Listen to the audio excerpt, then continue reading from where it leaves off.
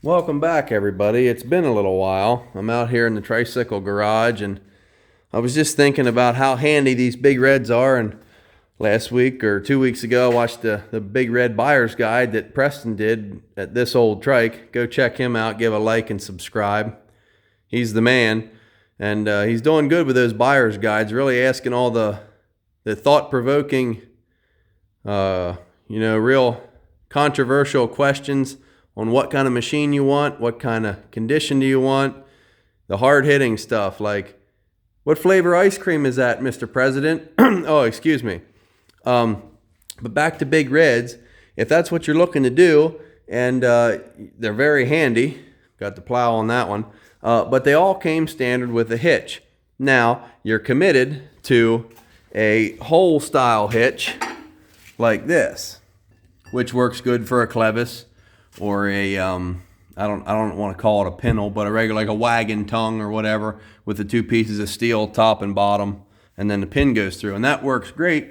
But if you want to use move your little snowmobile trailer around, or you have a log splitter with a 2-inch ball or whatever, it's like, what to do? So, being the way I am and always wanting to solve a problem and make a big red even handier than it already is, I solved that problem. And this is the latest rendition of how I solved it. Early on, I just took a plate and I bolted it to the hitch with a really tall trailer ball. If I can find it here, it's in the toolbox. I should have prepared better for this. I'm always woefully unprepared. But I had this ball through the hitch hole, and it was holding that plate on. So then you have a ball and the hole for your pin or clevis. And I thought, well, I'm too lazy. What if I need a different ball? So this idea was born. And all it is a piece of tubing on a piece of round bar with a pin, holes drilled in it.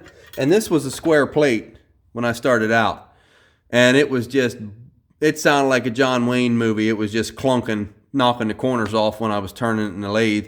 Hold on, let me pull the pin and we'll get a better look here.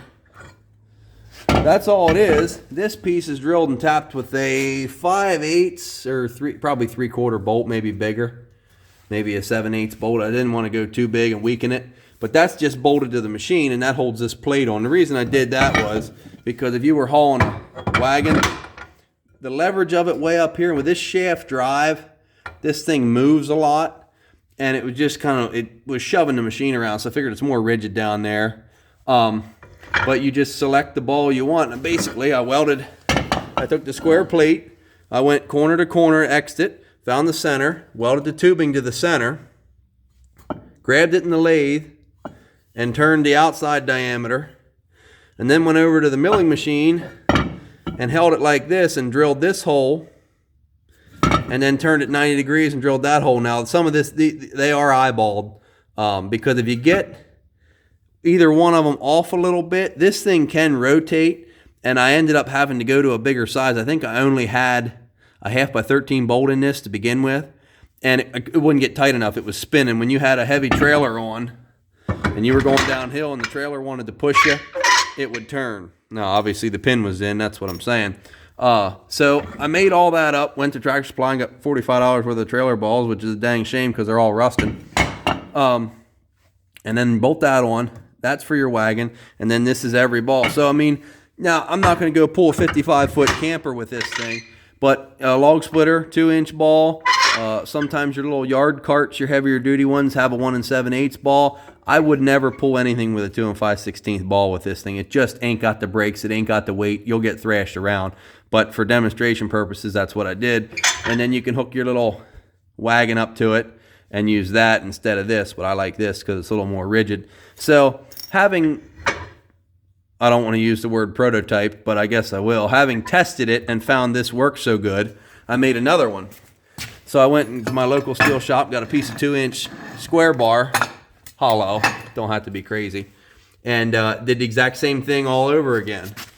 So now, if you have multiple vehicles, and the reason I'm doing this video is because when I was watching the last video of Preston, he was using the tractor to push things in and out and move this and move that, and then hooking the truck and unhooking the truck. And a lot of guys will take a torch and cut a hole in their fork in their forklift and just put a trailer ball in it and do that kind of stuff.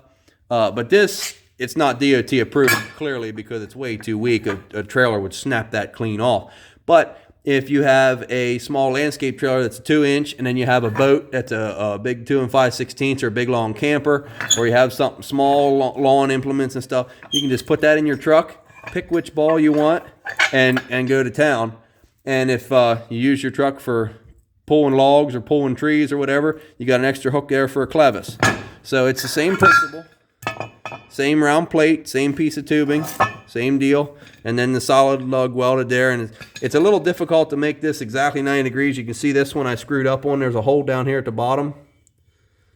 I guess I didn't go the whole way through. No, that must have been there. But yeah, I just made 2 holes in this 90 degrees apart, and I went clear through, plunged clear through. And then that makes them 90. And then you kind of got to give her a little bit of tweaking. What do they say in the working world? Some Kentucky windage, as far as making it so it's square, because you don't want your trailer ball to not pull straight. If it's here, you go around a turn, you could hit this. You want it dead straight in line. So that's the hardest part, getting that pin and hole and everything to line up. But I was watching Preston move all that stuff, and I thought, man, he could benefit from one of my hitches. But I mean, as you can see, just in trailer balls, like 3-4 years ago when I made that was $45 worth of trailer balls. So there's almost $100 in trailer balls. And then you take all the time banging against this in the lathe to get it from square to round. It was just like a herd of horses stampeding. It's not good for your lathe either, slamming the carriage around like that. And then the square stock, the round stock, all the steel. I mean, you're probably looking at between 90 and 125 each. So it's really not profitable to do this. Unless you got a nice fancy water jet machine, you can program that and do it in 5 seconds. But you're still going to have to weld the tubing on the bottom. So if I see these on eBay in 2 weeks, I'm going to know you saw this video, and I will be after you for a small percentage of profits. But that's just my little spiel here. And I never really had a name for it. But when I first started, I stole this idea from my cousin, so he might be after some of the profits as well. He had a plate that he would just drop in the hitch of his John Deere and just throw a bolt in. And then he had a ball on it. So then he just bolt the plate with the ball on. He never had to move the ball. He'd just drop it in, spin it hand tight, move his pop-up camper and do whatever. And the thing was always loose and wiggling and going all over. And I was like, I can improve upon that. And then I started with the plates, and then I did these. And but I coined the term trailers and hitch. So this is my officially copyrighted trademark tricycle guide, trailers and hitch for ATV and pickup truck with standard 2-inch receiver. So there's your little tricycle tidbit for making your big red handy. And if you have access to machine tools and you're capable of doing this, make yourself one. It's definitely worth it. It's a good piece to have. It makes your Honda Big Red even more big reddier. We'll see you next time.